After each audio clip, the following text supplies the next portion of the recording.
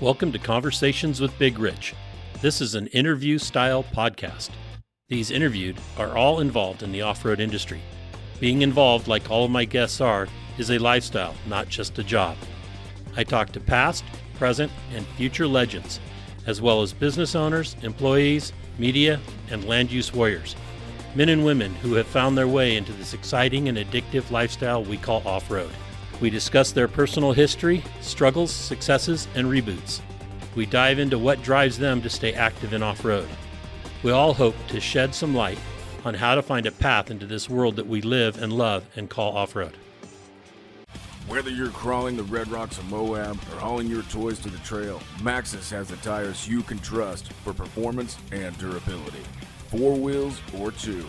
Maxxis tires are the choice of champions because they know that whether for work or play, for fun or competition, Maxxis tires deliver. Choose Maxxis. Tread victoriously. Have you seen 4Low magazine yet? 4Low magazine is a high-quality, well-written, four-wheel drive-focused magazine for the enthusiast market. If you still love the idea of a printed magazine, something to save and read at any time, 4Low is the magazine for you. 4Low cannot be found in stores, but you can have it delivered to your home or place of business. Visit 4lowmagazine.com to order your subscription today. On today's episode of Conversations with Big Rich, I have a friend that we're going to interview that I've known her for quite a few years now. I don't even remember the first time I've met her. But maybe it was on the Rebelle, maybe it was in Moab. But Melissa Fisher Clark, now known as Melissa Clark, and we'll talk about that, is an extreme trail wheeler. She's one of those that opened up the trail rear steer in Moab. She belongs to Friends of Moab Wheeling and is most recently a 3-time straight winner of the Rebelle Rally in the X class in a full stock Bronco Sport. Everybody says those cars are not capable. Melissa would like to argue that point with everyone. Melissa, thank you for coming on and spending some time with me. Yeah, thanks, Big Rich. It's an honor to be here. Glad to show up and have a conversation with you anytime. Excellent. So let's get started. The easiest question for most people to answer. Where were you born and raised? Yeah, so I was actually born just north of Indianapolis in Indiana. So I was raised there. I'm a Hoosier. That's what we call ourselves from Indiana. And I actually spent quite a bit of time right around that area. I went to school there. I went to Indiana University for a nursing program right after I finished high school. And then I practiced nursing at St. Vincent Hospital in Indianapolis. So I spent the first 32, 34 years of my life in Indiana. Wow. Okay. And with that pedigree of going to school and getting a degree, and you were probably a pretty good student. Well, when I went for my associate degree, I married very young, Rich. I was 19 when I got married, and I was going to school at the same time. So I only went for my associate's degree to start with, and I did a fair amount. But when I went back for my bachelor's and master's, I got quite a bit higher GPA because I had a different focus, I think. So married at a young age, high school. Right out of high school, was it a high school sweetheart? No, actually, Okay. he was quite a bit older than me. A weird story I went to work for Wendy's, it's a fast food place, and he was the assistant manager there. And so he was 25 when I was 17. So, yeah, that's why I have a different last name now. Okay. Sorry to pry too deep into that. If that's It's fine, Big Rich. Okay. It's fine. All right. No, there's no hard feelings now. I think I just married too young. So I can understand that. So getting your degree, your nursing degree, that's been your primary occupation for most of your life then? Until this year, Rich. Yeah, I worked in the operating room for several years. I'm so consider myself an OR nurse. Went into management in the operating room, and then made a shift to the medical device industry. I started working with surgical products, and as a nurse, I was kind of a dual role on a marketing team with some product development, but also spent a lot of time educating surgeons and nurses on the use of the products. So I'd go into the operating room with these products and kind of help show best practices and safety and things like that. So sales at the end. It is. I work very closely with sales, but I didn't directly sell. So it was supporting sales all the time. So basically that's true. But I had a big at the end here when I finished this year. I had a pretty big territory, and I was traveling in it last year. I think I was 200 days on the road just with my job. I was covering about 13 states, and it was starting to get not fun anymore. Right, I can imagine. Actually, Brian and I talked about that a little bit at the Rebelle before the start this year at Tech, and he was saying that you had basically retired and walked away from the medical industry. That's Yeah, I left after about the first quarter, so about the beginning of April this year. I stayed in to get my last bonus, and then I left because I had a couple of really great opportunities that came up with winning the Rebelle and kind of creating this relationship with Ford that gave me the opportunity to be able to step away. excellent. So let's talk about how that all transpired to be able to step away. Yeah, I mean, I'll tell you what, you do go through a little bit of a mourning process and changing what your role looks like, even if you're not so happy in your current role. Once you leave it, you have to backfill it with something. And Brian understood that. He had retired from working at Micron and having a very busy corporate role, and so finding those things to backfill. So after winning the Rebelle X-Cross class, maybe this first year, I guess it was after the first year, they have Ford has what's called Bronco off-rodeos, and I think you maybe have done some things with the Bronco off-rodeos before. Correct. There's a few around the country. There's 4 of them. There's one in Moab, so right in my backyard. And so we got invited as kind of like VIPs to come ride along as the sport program opened up, doing Bronco sports in Moab. And so we rode along. Brian and I rode along, and it's like, wow, this is fun. Provided a little bit of my insight, our insights to the sport and why we liked it. And I think it was a trap, but it turned out really nice. They ended up inviting us back to ride in the big Broncos because I'd mentioned I'd not even been in a regular Bronco before. So I had to come back and do the off-rodeo in the Broncos.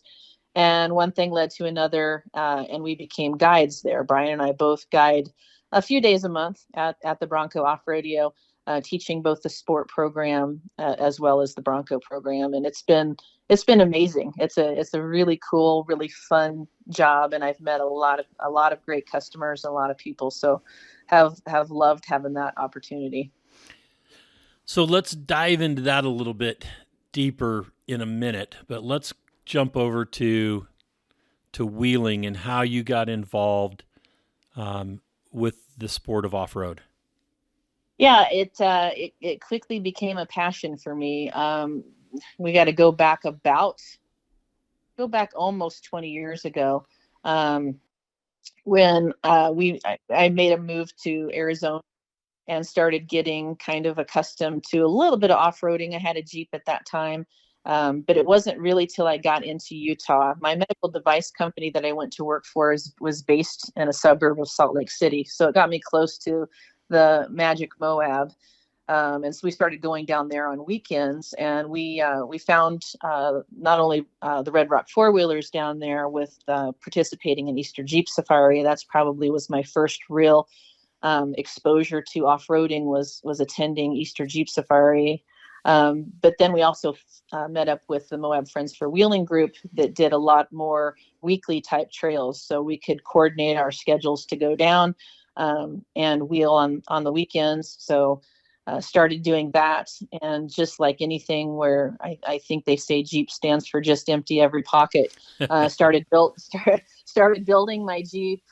Started looking. We actually ended up buying a condo in Moab, so we had a home base to go down there to build this lifestyle of off-roading. Kept breaking the Jeep, building it bigger, finally abandoning that Jeep and going more for the kind of the juggy style with the Jeep creation Frankenstein monsters on what I thought 37s, but ended up at one point up to 42s. I think I've settled now that 40 is a good magic number, but loved Pritchett Canyon. That's my passion number one trail. Anywhere is Pritchett Canyon. I love to lead it, show other people. Love the challenge of it. But you did mention rear steer. That's another aspect of my role in Moab Friends for Wheeling. I was the president for a couple years, and we got really involved at Moab Friends for Wheeling. We got really involved with trail preservation, and we did a lot of work with the Bureau of Land Management there. It's a lot of disappointing stuff going on right now, but in those days, we primarily did we marked the trails down in Moab. So and my big project down there to date, which is part of the opening of rear steer too, is I designed and made the majority of the "You Are Here" signs. So if you've done some of the trails down there, especially all the ones if you've done rear steer and you see some of my funny signs that I've put down there, I designed those as a way for people to minimize getting lost out there. It happens a lot out on Poison Spider Mesa. People get going, they kind of lose track of where they are, and pretty soon it gets dark, and they spend the night out there not meaning to. So we put, I think there's about 40 signs out on Poison Spider Mesa that help orient you to where you are, so that you can find the easiest route off the trail. So did that, and then, like I said, just kept building and enjoying off-roading, and that just became a passion for me to pour all of my extra income into, and sometimes not even my extra income, my income too. I can understand that, and all of our listeners can too. Yeah, and that's actually where I met you for the first time, Rich. I met you. Jeff Stevens decided to participate in a race there that was happening in area BFE, and we went over to support him. And I think he was like in a stock class or something, and he got third place. And I remember I believe that's the first time that I met you, was at that race. That makes complete sense. We were at area BFE. Yep. So those years of when you bought the Jeep, Mm-hmm. you were in Arizona, or did you have the Jeep before then? Yeah, I got the Jeep just as we were leaving Indiana. I probably had it for a year or two, but I hadn't done anything to it. It was just a stock Jeep on 29s and yes, bone stock. Yeah, it was a sport. It wasn't even a Rubicon. So it was just a very basic. The Rubicons had just come out, and it was like I couldn't imagine putting that much money in one until I realized later. It sneaks up on you when you just do it $1,000 or $2,000 at a time. Pretty soon it's like, wow, I just could have easily started with the Rubicon. But yeah, I was a real fan of the manual transmission. Manual. I like to call it a womanal because it's not a man driving that vehicle. But yeah, I love that transmission. And so it's only until recently with my latest buggy that I've gone away from that. So I did all of my rock crawling. I loved finding those granny gears and enjoyed the kind of the technical aspects of controlling a vehicle off road. I couldn't wait to get out from a manual and get into and start using an auto. I couldn't wait. I did an engine swap on my juggy Jeep. It started as a TJ, and then there was like the frame and something, and maybe 3 parts were left that was part of the original one.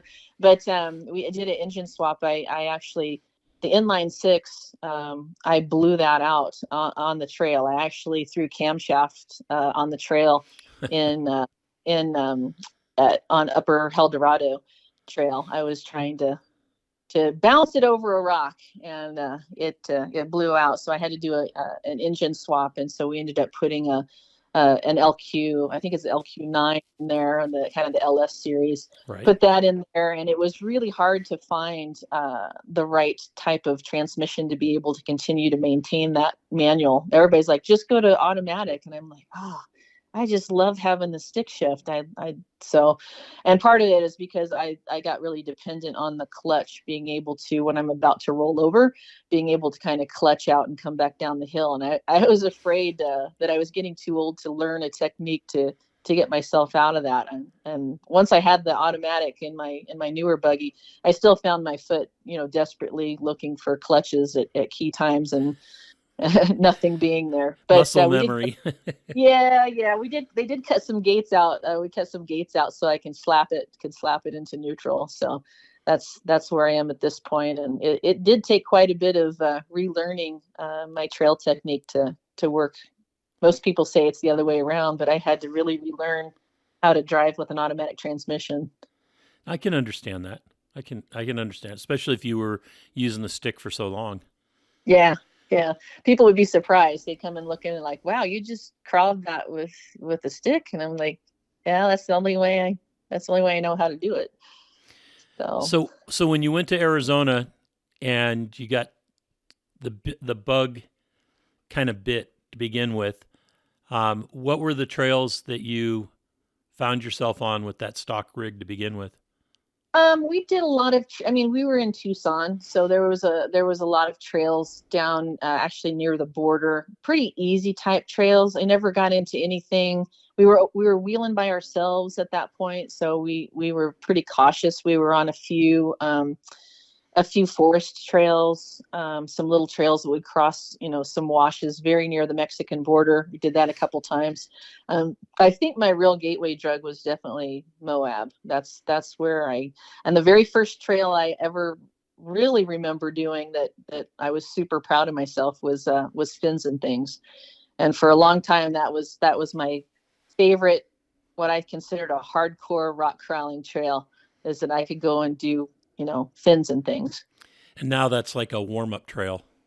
Yeah, I actually used to, I just until I've gotten really busy with other things, up until a couple of years ago, I used to take people on Fins and Things during Easter Jeep Safari as kind of a women's trail or a family trail, to get people who traditionally are in that passenger seat and get them used to feeling what slick rock, what they can do on slick rock with stock rigs. And it always surprised people that they could get through pretty easily on a trail that, if you've never been on or seen the slick rock in Moab, it seems very daunting, but it's definitely within everybody's capability. So I like education.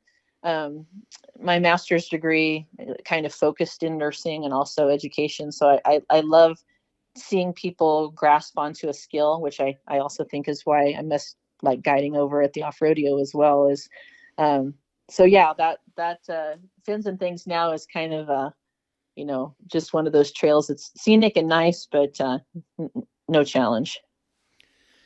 How at what point or how did you meet Brian? Yeah, so I went through a divorce. It's amazing how time flies. It's been several years ago now.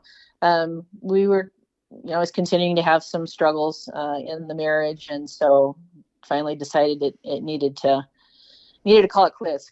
Couldn't put a Band-Aid on that anymore. So got out of that, went through the divorce, and just decided that, hey, I'm gonna see if there's anybody out there. And so, believe it or not, online, which I don't really recommend for anybody, that it worked, but there's, for every little bit of good there is on online dating, there's a bunch of horror stories. But went out there, and I decided that I was going to write an online profile that was very boundary creating. I basically said, if you want to spend some time with me, you are going to hardcore off-road with me. This is part of who I am. That is my life. And like nobody touched it with a 10-foot pole. And then finally Brian reached out and said, wow, that sounds super awesome. I think I'd like to do that. So he came over and rode with the club on a trail, and that was kind of the start of that. And then I got to learn his lifestyle. I've not done anything. He's really was into the RZR and the OHV, that type of side-by-side community, something I'd never done, and was kind of in a camp. And this is what I think is that a lot of motorized users tend to find themselves. They put themselves into these little silos to say, I'm superior because I drive a Jeep, or I'm superior. I don't think that RZRs and side-by-sides can contribute in any way to motorized use. And so I learned a lot. It's really dependent on that person. It's not the type of vehicle they drive. It's their core values, and there's jerks everywhere that tear up the trails. And it was actually really fun. I got introduced. I was used to rock crawling, where you'd scream, your passengers would scream because you're going 2 miles an hour, and then got the opportunity to go through the sand dunes at maybe 70 miles an hour in Glamis, and fell in love with a whole different motorized lifestyle. That's actually really cool. Shelley and I met online. Nice. Yeah, it was. I have a relationship. That's awesome. Yeah, it was. It was through Dr. Warren's eHarmony, and okay. I was of the same mind that there was the chance of meeting somebody that was going to be, that I was going to be long term with was probably not the original goal when I became single, and I'm not sure that Shelley had the same goal as well.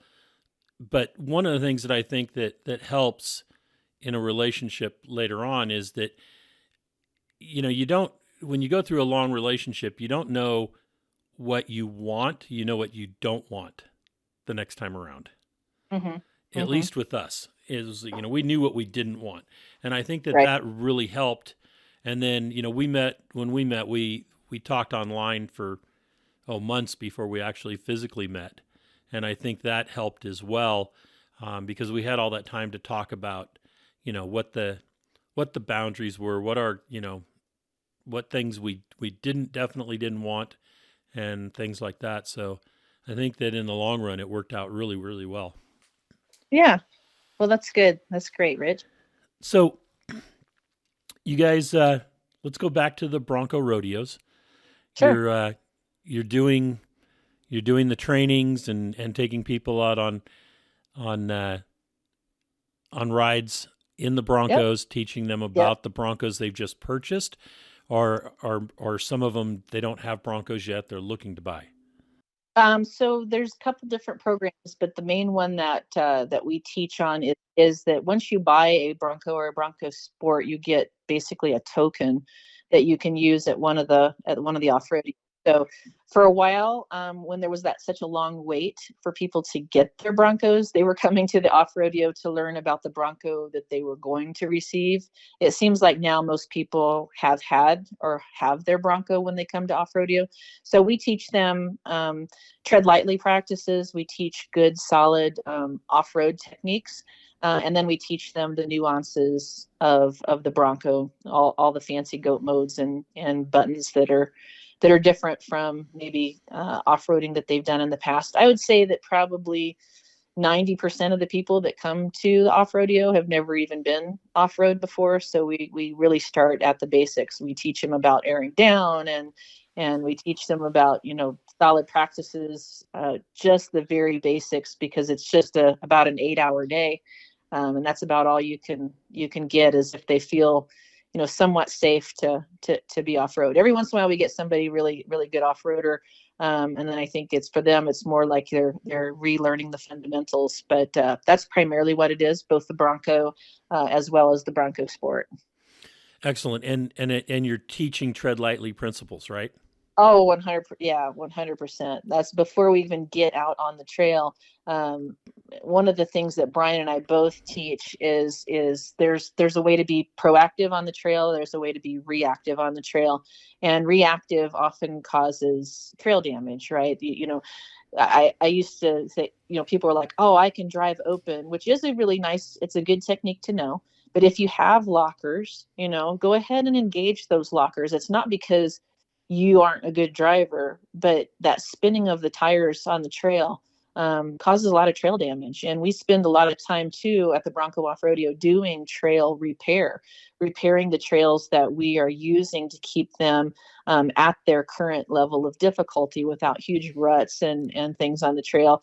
Not only our damage, but anybody else's. We do have some times where at any given time we've put 150, 200 Broncos when you count the repeat days out on the trail in a given week. And so it definitely requires tread lightly principles as well as kind of ongoing trail repair and maintenance. And those are all things that the off rodeo pays us to do.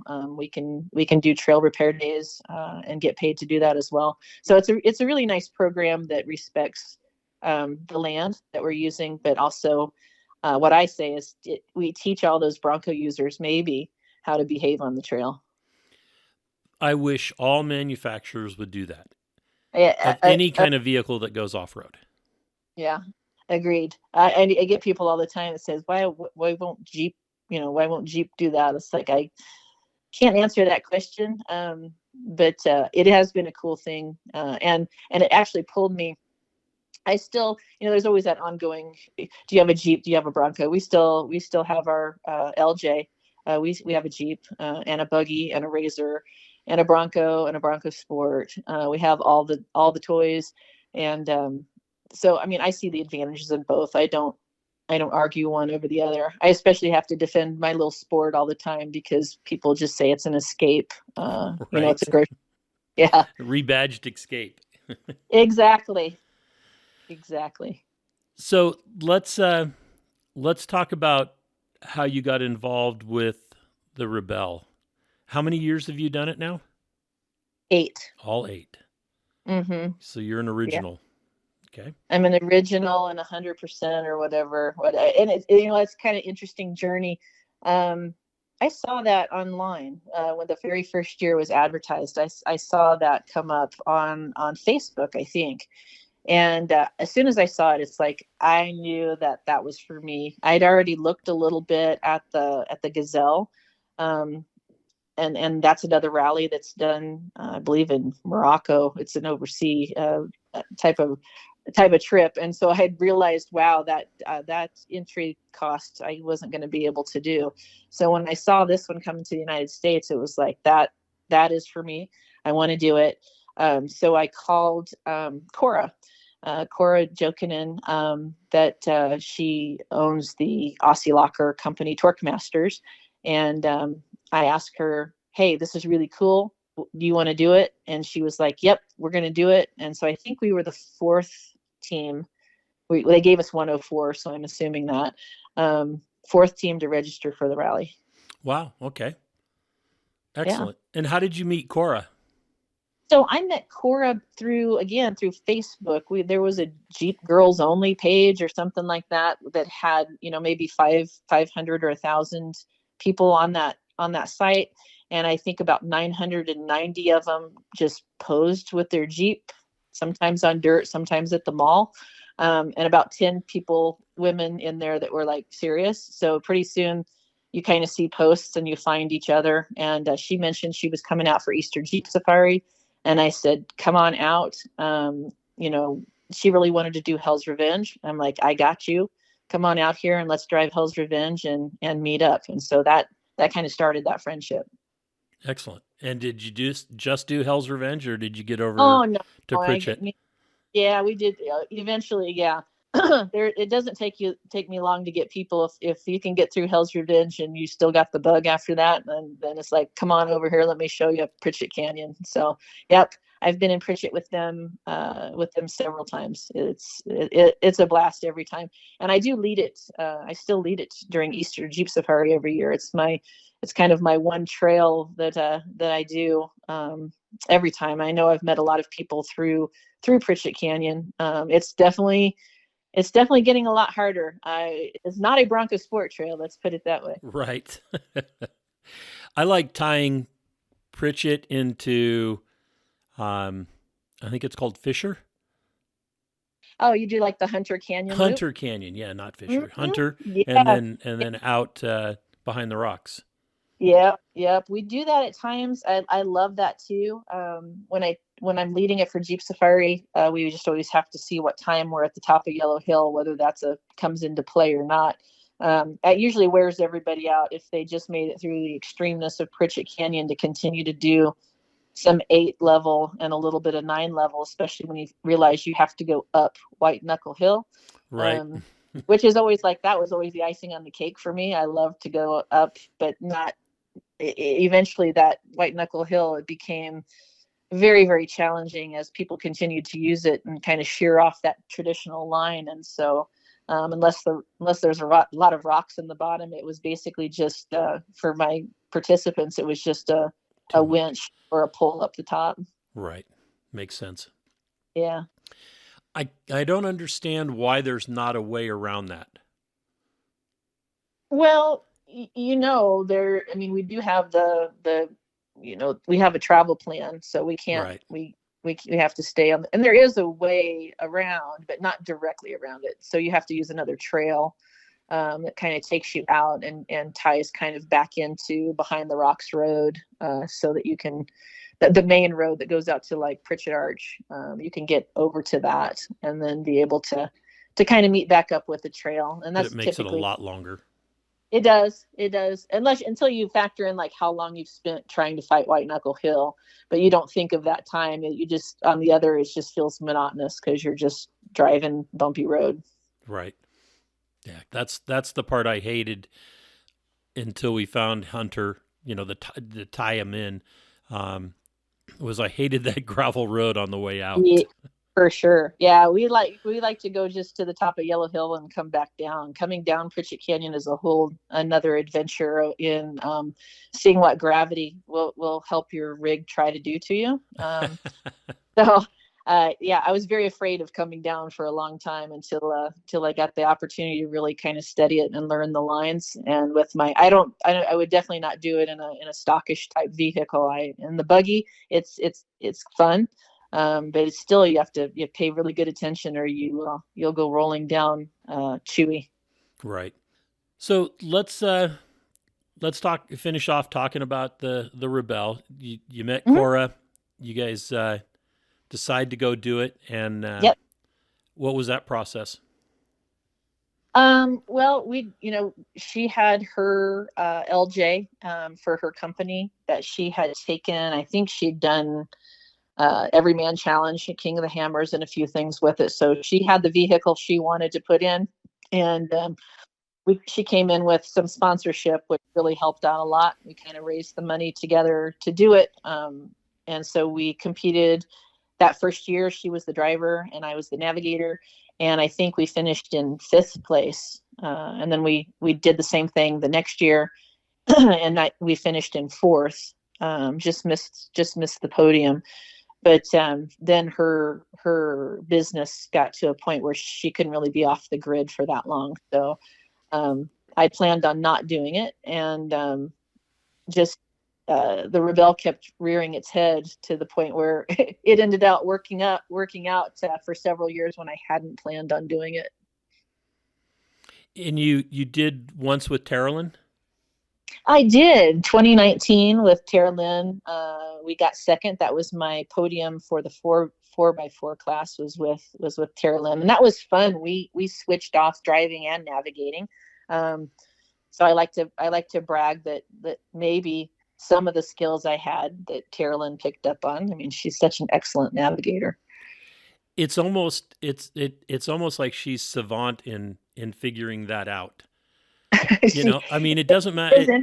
She's changed partners, cars, everything, and Yeah. She always has that smile on her face, at least when, when you see her. I don't know what it's like inside the car, out in the middle of the dunes or It's out the on the same. trail and things aren't quite The right, same. but It's the same. Yeah. We never, we, I think we only just laughed the whole time. We just had some great adventures, and, it's stressful at times, but, her attitude is so good. It made it delightful. Um, I wish I could get her back. I've tried a few times, but, yeah, I don't think I, Nina's going to let her go. I know I got the arm Nina or something for that. So, yeah, she's no Nina. They're a wonderful team, and I love being out there and seeing them out there on course. So, what is the draw to the Rebelle for you? Yeah. So there's a few things. One is I'm very competitive by nature, so I like games. So to me, this is the biggest game I've ever played. And she mixes it up. I mean, this year she was absolutely crazy in some aspects on some of the things that she threw at us, which then just makes it like, okay, now we have to figure out how to deal with this and how to deal with, the next. And you gave us that transparent map. I was like, oh, gosh, 1 to 60 thousandths, and I got to try to find a checkpoint with that.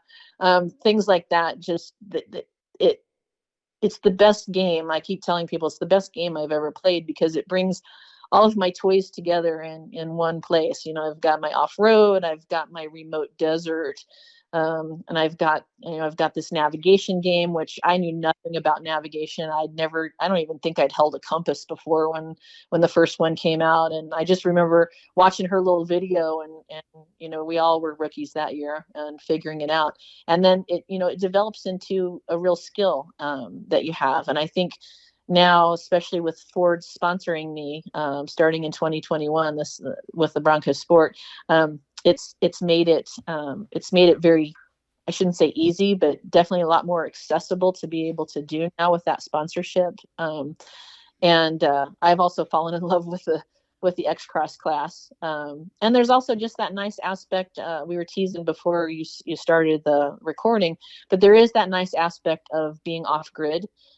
We often don't allow ourselves time to, and there's a lot of reflection time in the evenings and things during the Rebelle Rally, and it's really another a really unexpected, I think, delight for people to be able to just be in that moment, and there's nothing else to distract you. There's nobody to call or text, nothing's going on except right then, and that's really been a special part of the Rebelle for me. Right, because a lot of people don't understand that the Rebelle takes away all electronics. Um, Nothing is allowed that can have any kind of GPS type help for the teams. So phones, watches, even the CarPlay in the vehicles, any mapping or type systems that the vehicle may have are either shut off or blocked, so they can't be used. And you kind of unplug and check out for 2 weeks basically. Pretty much, yeah. And then you get that phone back, and it's kind of a dreadful moment. It's a weird, like, you're excited, but you really don't want to Right. want to see what happens when you turn it back on. But you're wanting to, like, tell your family, hey, we won, and congratulations and all that, because it's so much fun at the finish line. And so you take the good with the bad and turn it back on. Right. And I've noticed some of the ladies, it's almost like they just want to soak in the moment with those that they've befriended on the rally, and not be back with reality, Yeah, the full reality. yeah, it's interesting because you explained just now, like, the GPS aspect of the game, but it's different. It's definitely competition. And Rich, I know you've been in a lot of competitive, with a lot of different races, a lot of different competitions, but there is definitely something different about the Rebelle, with the teams competing against each other, but also, like, really becoming friends with other teams. And so you see them on course and you're like, I see Nina and Terrell, I'm like, I'm not even in their class anymore, but I want to, I want to see, Ford get them, or, those kind of things. But then you just really love the people too. So it's a neat type of event that brings together that competition, but also developing that really deep friendship and sense of camaraderie. How was it for you to get over the I don't know if it's physical, mental, or a combination of the two, but you're out all day on the trail, start at 5 a.m, and then you've got to get your camp set up, get your car into impound, possibly work on the car, and then start all over. And that constant, cycle of being put into the extreme. Mm-hmm. Most Yeah. people don't have that at home or at work. I mean, Right. They think just their 8-hour shift at work or whatever it happens to be is the extreme part of their life. Yeah, for sure. When I was kind of in my mid 30s, I started doing half marathons, and I really got into for a while, I was really into kind of this running scene, and to the point where I did a couple of like 33-kilometer trail runs, things that I never quite got to a full marathon, but just things that push your body to the edge of exhaustion. And I think it's a weird mindset, because I talk to some people about it and they get it, and some people are like, you're crazy. But I really think in order to truly appreciate some things, you have to have kind of an element of suffering involved. And the suffering aspect of the Rebelle Rally is what makes the finishing so sweet. And I shouldn't even say it, because for me, it doesn't feel like suffering, but there's definitely a huge stress load that you have on your body and on your mind for that number of days. And that's what separates. I tell people, if it was just going to go find a checkpoint with a map and compass in the desert, we'd all get 100%, because we know how to play it. We know how to find a checkpoint. You give me an hour, I can take you to any black checkpoint. We'll figure it out. But when you have 25 a day and you've been up since 4 a.m., and this is your fourth day in a row of doing this, and you had to change a tire on the trail, and you had to set up your camp, and then, you got to camp and you were so exhausted, but you still wanted to, go to mechanic and check all that out. You do that day after day after day, and now your brain goes, checkpoint? What north? Where? And so the winners, and the best winners, I think that this year nobody scored 90%. Last year there was a few that scored more than 90% of the score. The winners this year didn't get 90%. Just I attribute that to force majeure, because the trails were harder this year.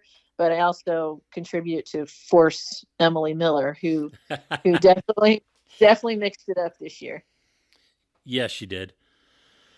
Yeah, I feel sorry for the rookies now. I don't even know how to imagine coming into that kind of stuff, not, as a first time competitor. Now we just kind of, it's my, I just finished year 8. It's like, the only thing that surprises me is that she has a new surprise. It's like, you just expect it. You just expect her to do, and that's what makes it fun. But yeah, there's definitely that 8 days really.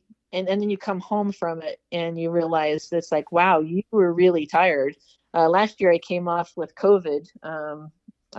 So I got that little added treat once I got home.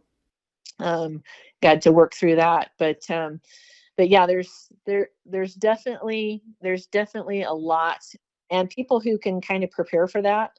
And I always tell people, I don't know if anybody's listening to this that's thinking about doing the Rebelle, but one of the things I say is as you practice, try to make it real. Try to put some time limits on yourself. Try to get up early one day and try a simulated Rebelle for yourself, and put yourself, and don't allow yourself to like come in and sit down in front of the TV. See what that aspect of an entire, whatever that turns out to be, 16-hour plus day. And that helps prepare people for what it's really like. Very true. So one of the things that Emily always talks about is day 3. Everybody has what we call a day 3, and that's and that's including the staff. The staff has their own rally going on. It may not be scored, but it sure feels like it. There's endurance for them. And Yes. and then you have, but what I've noticed is that day 3, I think the rookies hit the day 3, but I think there's 2 day 3s for them. There's early when they realize that this is a lot harder than they thought it was going to be. Of course, this year I thought the rookies did a much better job, and I think that's the training. More and more of them are taking it for granted, or not taking it for granted, and are taking it seriously. Last year, I think that there was some teams out there that got it handed to them because they just thought, well, I can do this in my real life. This will be easy. And then they found out that big iron door that is the Rebelle was a lot harder to push open than they thought it would be. Yeah. But well, go ahead. I was just going to say, there's definitely that day 3 in the car, and maybe it doesn't hit everybody day 3, but you do have to understand that as much as you might love your partner, you're in stressful situation with them day after day after day. Something's going to irritate you. And maybe a lot of things start to irritate you, or maybe it's mistakes, or maybe it's quirks in the car or things like that. And you just having patience and tolerance. I mean, I always we always have a safety word that it's just meant to hopefully laugh it off. But if somebody really gets irritated with somebody, our word this year was pineapple. And you just say pineapple, and it's supposed to give you like a little timeout and a reset that, hey, we're irritating each other and we need to figure it out. That's good to have. We should have that on the staff side as well. If I start hearing pineapple and I'm not seeing it served, then I'll know what's going on. There you go. I find that where I see the stress level, at least in with what we do, and that's the sweep at the end of the day, making sure everybody gets back to camp. It seems to be the strongest on that day 6. I think it typically is, and that's that last day before Glamis. That where we're making that transition day from one area to another, and there's highway involved, and there's all sorts of different terrain that we put you guys on, and it's long distance, and there's different things thrown in, whether it's an enduro or some black checkpoints along the way that just makes that day long for some people, especially those that haven't figured out time management, or the teams that are at the top that are trying to soak every point out of the game so that they can climb up the ladder before getting into Glamis. Yeah. And that to me is where I see people start to get frazzled. Yeah. Yeah, definitely. A lot of mistakes get made. And that's why I've told people, like, don't assume that where you're sitting in the standings is where you're going to finish. Each day can change things. And the year Terilyn and I finished in second place, we started out Glamis Day in 5th. And we just managed Glamis perfectly. We hit every single checkpoint, and that pulled us up almost to the first place. And so it's again just trying to not make mistakes and being as clear. And I think people start to neglect their hydration status by that point. Right. People start to neglect their nutritional needs. Definitely, we've neglected our sleep. And so you have all those come together, and it's not the healthiest place to be. I can't tell you how many people, including one year myself, get to Glamis and they're already dehydrated. And if you have a recovery on Glamis Day, or more than one recovery, I see a lot of the girls out there. It's like they get sick. It's too much. Right, because Glamis, it's. I've never gotten stuck out there, but I'm not doing all the mileage that you guys do. I mean, I may go pick up those blue checkpoints or, the sponsor flags, that kind of thing. But we're not hunting like you guys are doing. Well, Rich, you've not taken a Bronco Sport out there either. Right.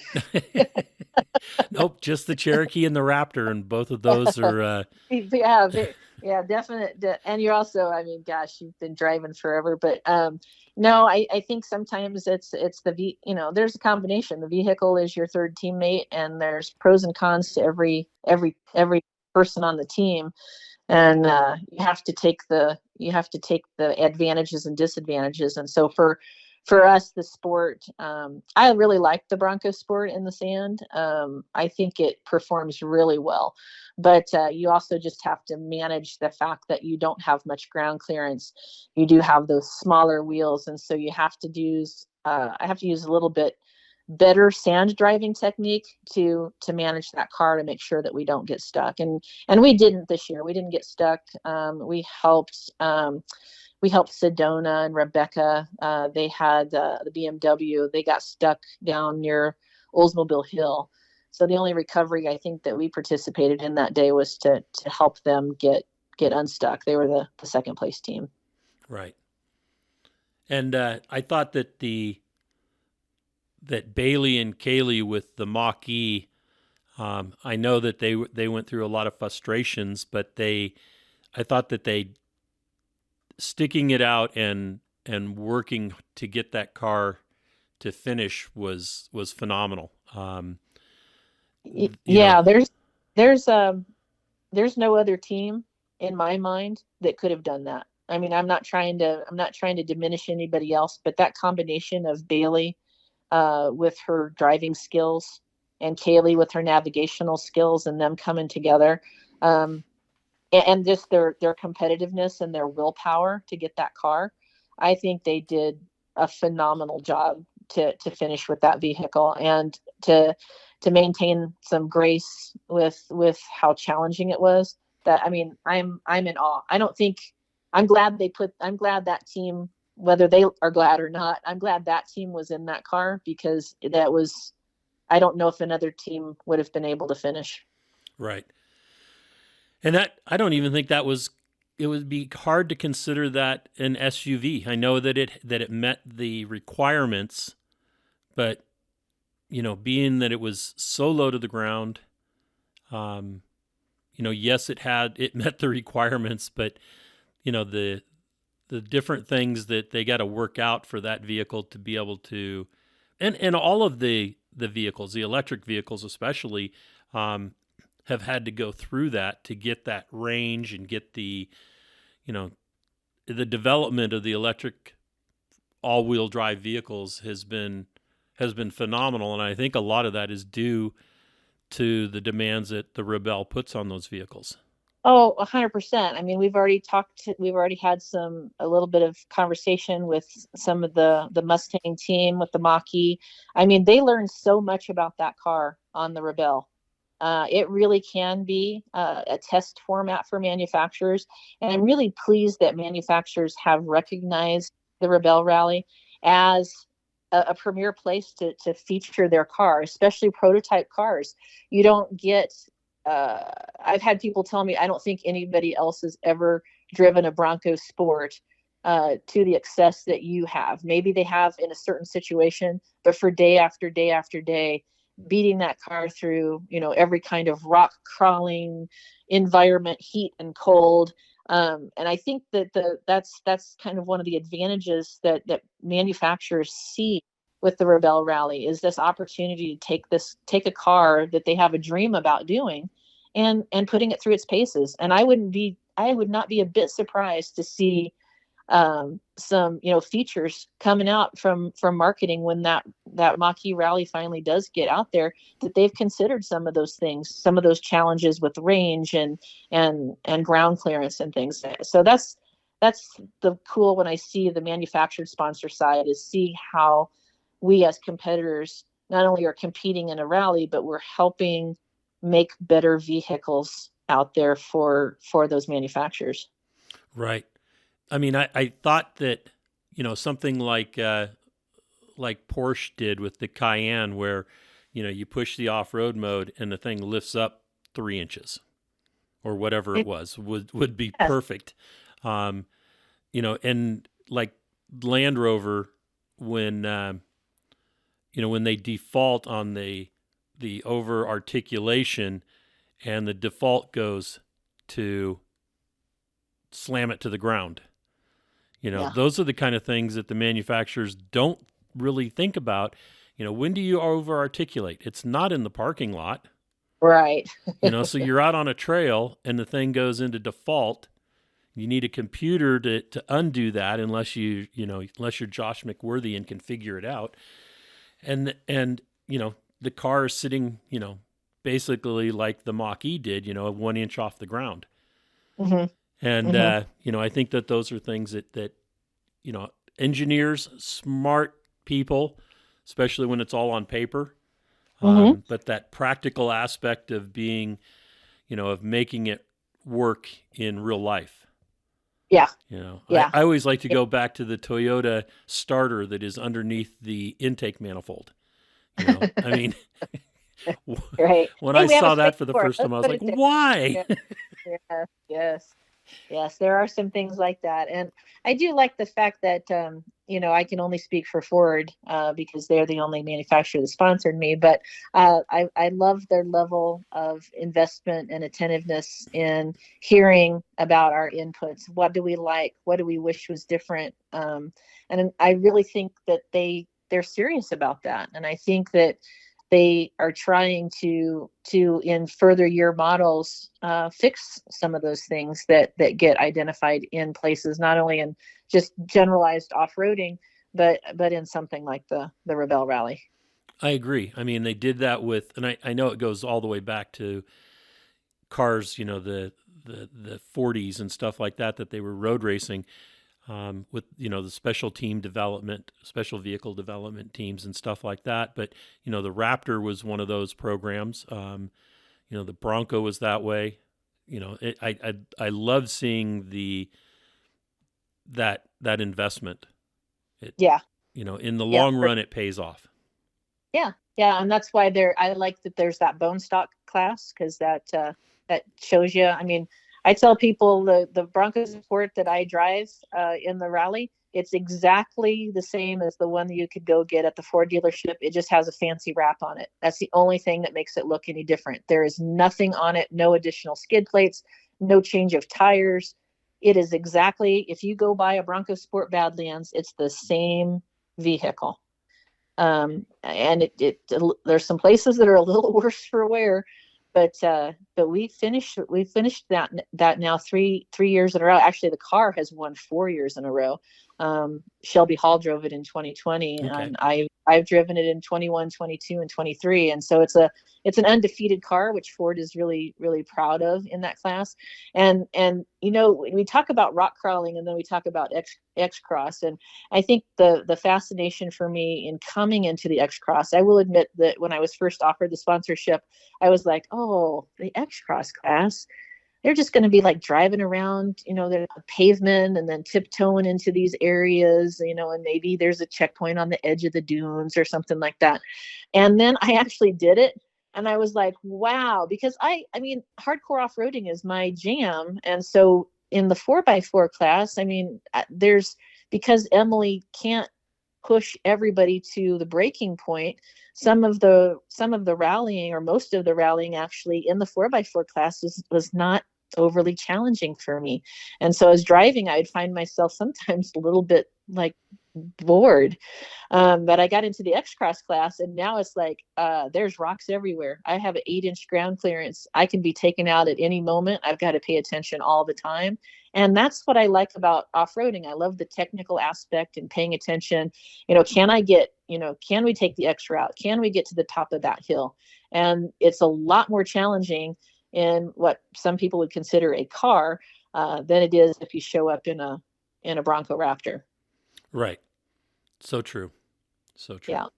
And I keep saying, we had 10 cars in it this year. I keep saying somebody else is going to figure this out, and we're going to have a balanced 4x4 and X Cross class, but hasn't quite happened yet. But it's definitely those. I've done both, I've done both classes. I've done driving and navigating, and I'll just tell you, driving in the X-Cross class is a blast.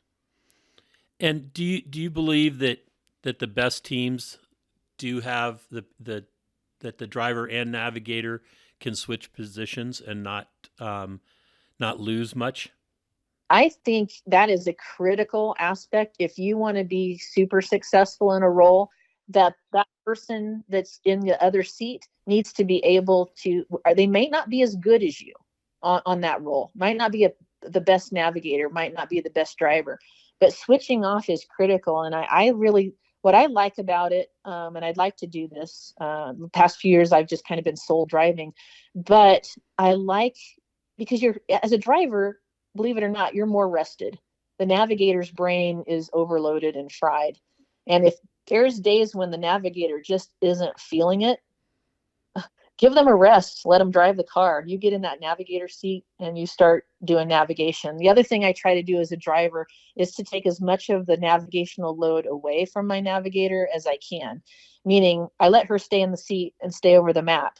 If she needs headings, I get out with a compass and I do the headings. That way I can sight where I'm driving anyway. So there's a lot of things you can do, but if you don't have the knowledge of that role, then you're relying completely on that person to drive you there and fix the car.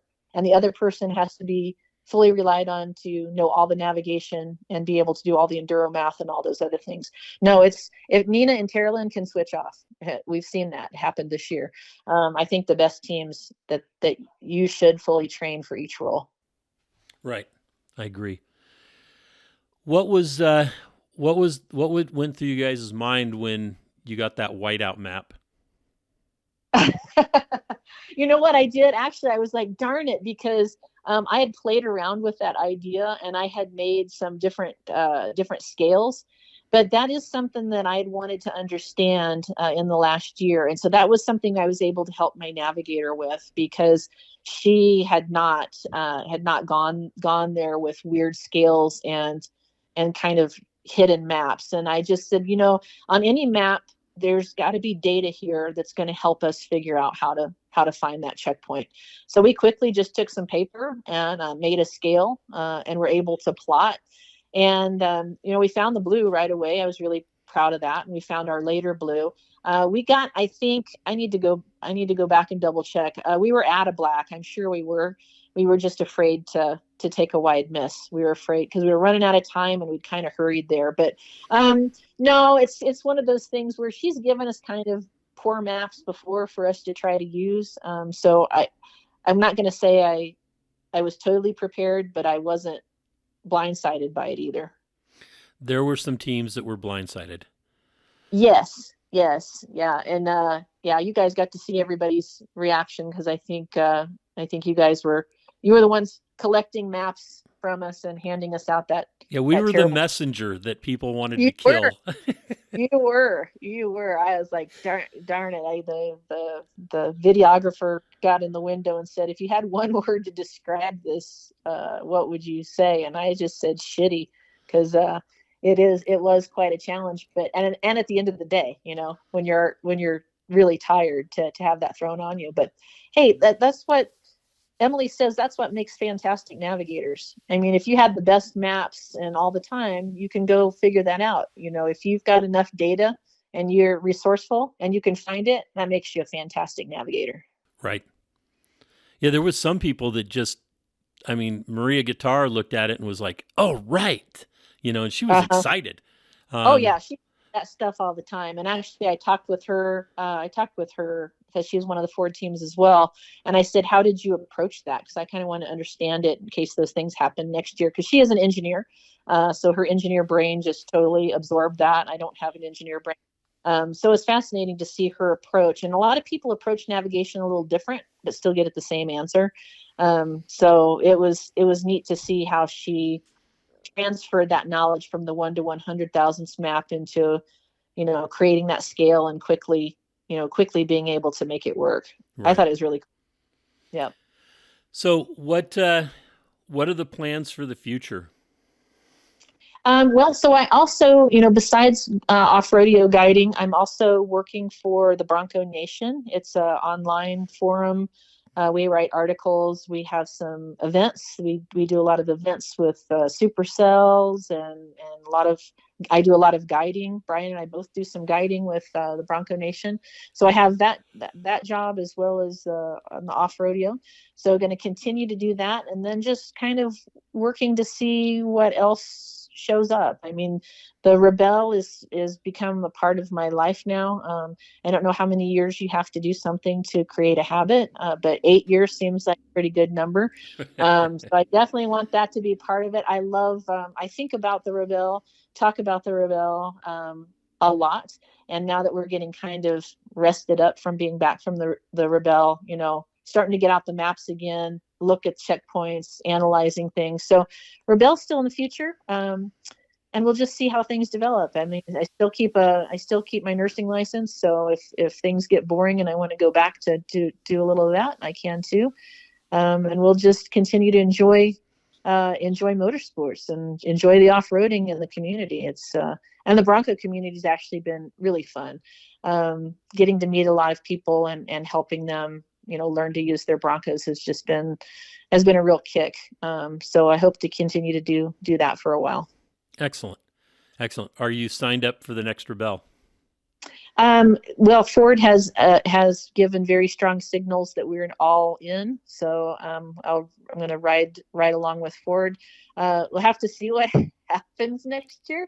I think I'll be in the Bronco sport, but there's all kinds of things developing. So people just have to stay tuned and see what happens next year.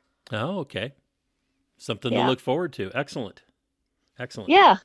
No, always something fun to look forward to. And I think we'll see a lot of the same Ford team. I think we'll see a lot of them back next year as well, and maybe in different vehicles, maybe the same. It's a little too soon to tell, but it is really reassuring.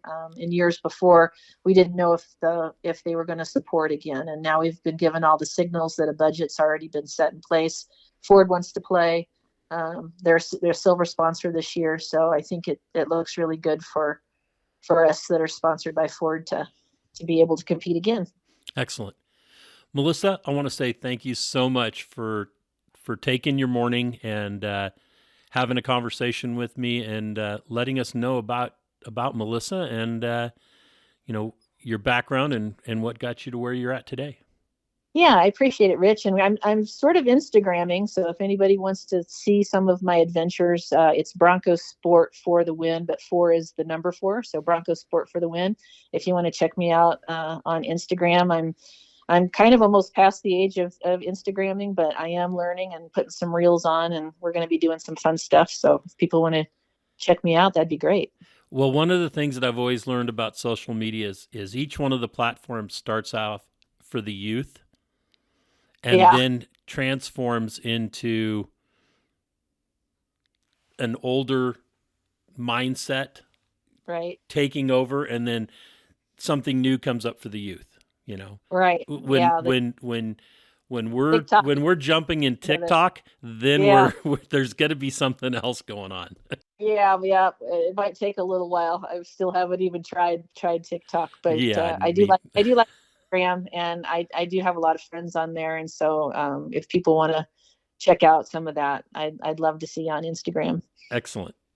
Well, thank you, Melissa, and have fun at SEMA. And will do. We'll talk to you again. Thank you. Okay. I appreciate it, Rich. Okay. Bye-bye. Have a good day. Yeah, bye-bye. Well, that's another episode of Conversations with Big Rich. I'd like to thank you all for listening. If you could do us a favor and leave us a review on any podcast service that you happen to be listening on, or send us an email or a text message or a Facebook message, and let me know any ideas that you have, or if there's anybody that you have that you think would be a great guest, please forward the contact information to me so that we can try to get them on. And always remember, live life to the fullest. Enjoying life is a must. Follow your dreams and live life with all the gusto you can. Thank you.